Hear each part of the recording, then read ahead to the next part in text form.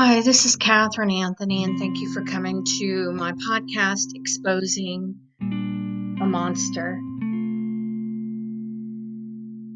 So I'm going to do a deep dive into the most recent podcast episode that I did and the conversation that I published with my mother who passed away in 2018.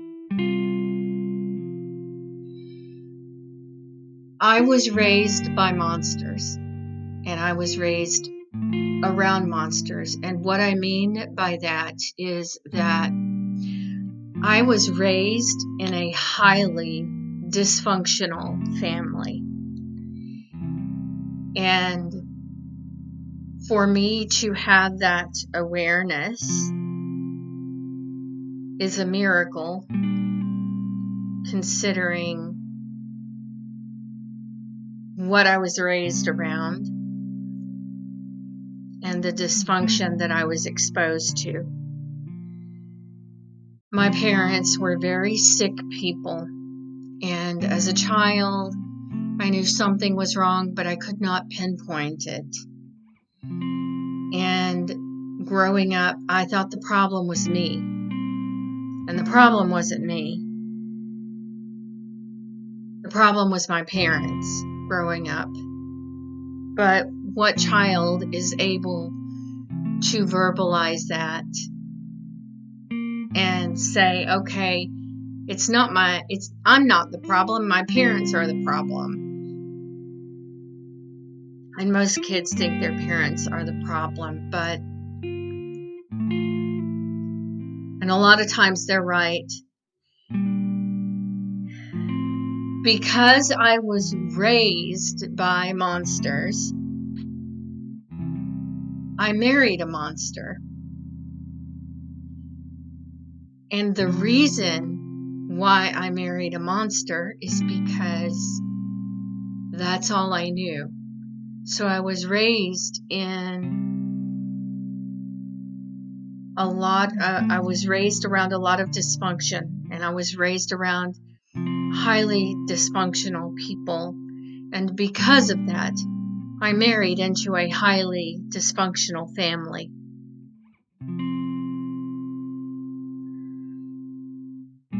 I saw signs of dysfunction. I saw patterns of abuse with my ex-husband before I married him. But honestly, I just did not know what to do because it was all I had ever known. I didn't know how to find my way out of the abuse. The conversation with my mother and I, what I am referring to in that conversation is my mother was giving me codeine, a narcotic. And the problem with the codeine was that it made me very sick, and I could not keep anything down.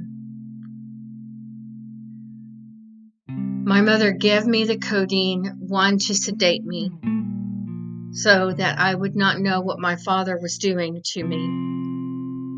And two, she gave me the codeine to make me sick because they were getting attention. She was getting attention, and they had people convinced that I had all kinds of health issues because I was always sick. And three, my mother gave me the codeine to sedate me so she did not have to deal with me. Later on that year, I did obtain a recorded conversation where I directly asked my mother if she had drugged me so that my father could sexually assault me. And she did confess and say yes. And in this most recent conversation, she is cocky and telling me to go advertise it to the world, which I'm doing now, obviously. And she told me to go put it in go take out an ad in the Houston Chronicle. That was sarcasm on her part, because she knew what she had gotten away with, and she was proud of it. She was also cocky about it because she really didn't think anybody would believe me. She didn't think anybody would believe me because my dad was a United Methodist minister before he died. And my mother had told people when I was growing up, throughout my life, that I had emotional problems. The reason why she told people that I had emotional problems was because she wanted to discredit me. She didn't want people to ever look at she and my father and suspect them of abuse, because that had already happened. There were medical professionals who did confront my parents back in Amarillo, and unfortunately CPS was never contacted, of which they should have been contacted. And probably the reason why CPS was never contacted was because my father was a United Methodist minister, and possibly the medical professionals involved really weren't sure that CPS would really believe that my parents were abusing me and that they were intentionally making me sick.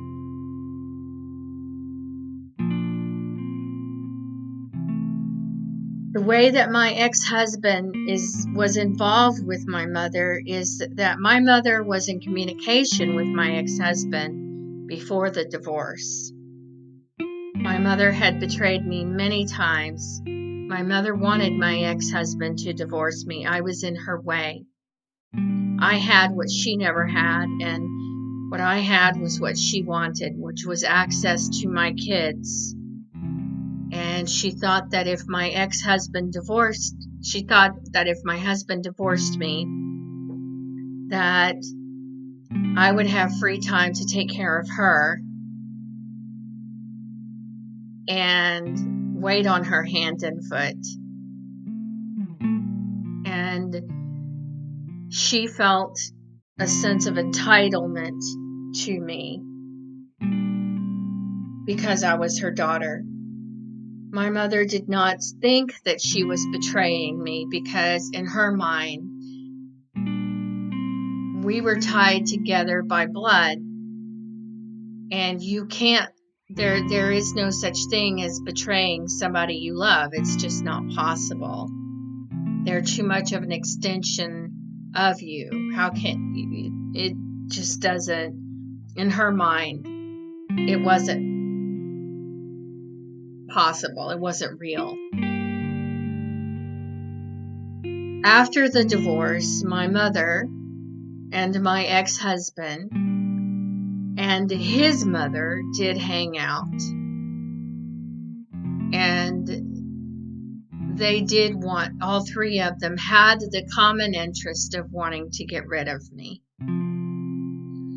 And one of the ways that my ex-husband and my mother made an effort to try to cause harm to me indirectly was by withholding a nebulizer from me, knowing I needed it.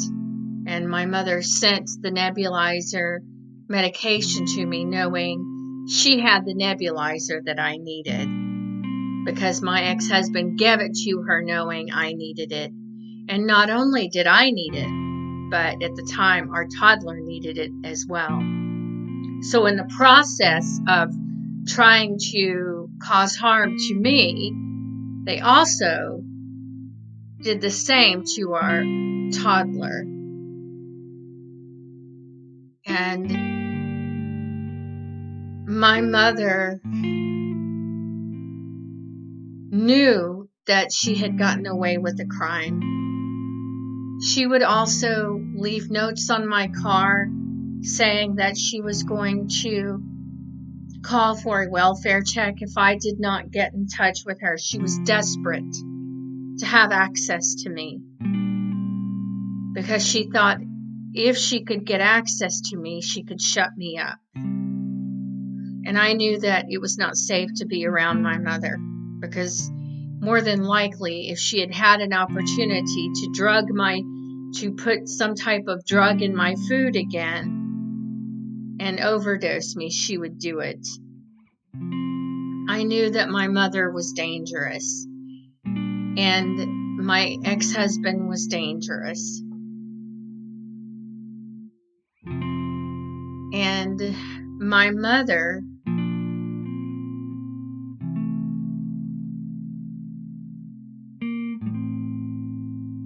what was going on at the time with my mother when I had custody of our kids.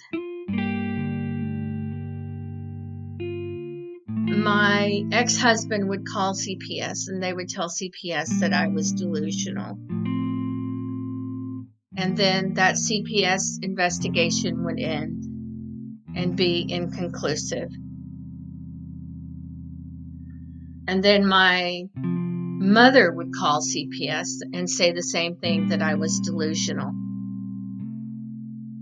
And then that CPS investigation would end, and then my ex-mother-in-law would call CPS and tell them that I was delusional, and then that CPS case would end. And I was constantly dealing with a battle from my ex-husband and from my mother and from my ex-mother-in-law. And I was going through it alone, and I was doing it alone, and it was too much for one person. And the reason why it was too much for one person is because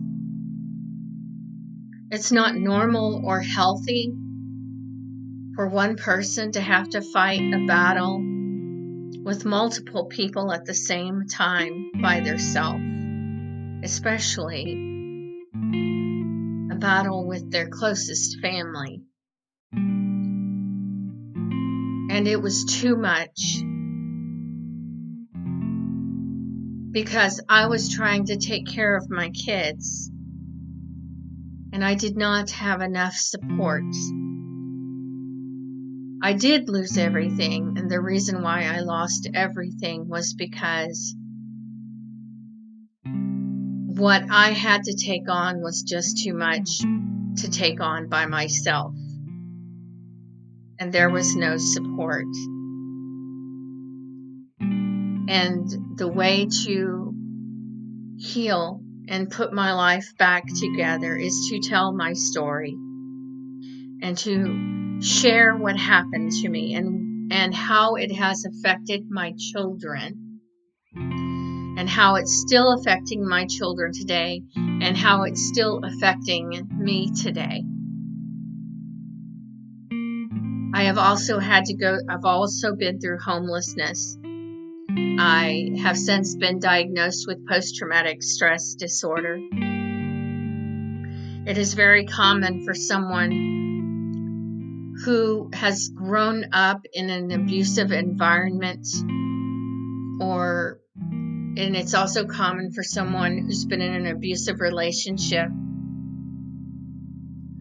for the abuser to say that it's very common for the abuser to gaslight you and say that you're crazy or you need help.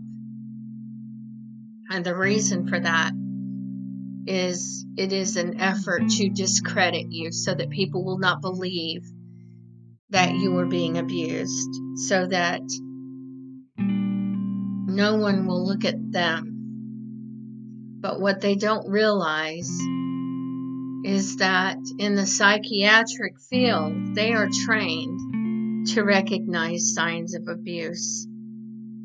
And just because someone may have a psychiatric diagnosis before abuse does not discredit them. And in fact, if someone has been through a tremendous amount of trauma and abuse or chronic abuse, there is a diagnosis of post-traumatic stress disorder that can confirm that someone has been through abuse. And so it is possible that a psychiatric diagnosis can also confirm that someone really has been through abuse and trauma, or assault, or sexual assault. And unfortunately, my ex-husband thought that if I had some type of diagnosis, that would benefit him and it would discredit me, but it's quite the opposite. It provides credibility to my story. And during the divorce, my ex-husband and my mother did want me to go on specific psychiatric drugs because they thought that would be a way that they could control me, and it did not work that way. And that was a very frightening reality for me. The thought of not only my mother wanting to drug me, but my ex-husband also being a part of that and wanting to control me with drugs. It's very common for abusers to want to control their victim by suggesting that their victim go on some type of psychiatric drug. However, psychiatric drugs do not work that way. You cannot use a psychiatric diagnosis or a psychiatric drug to control somebody. That is not what psychiatric care was meant for. The purpose of psychiatric care is to help people be able to function normally in day-to-day life.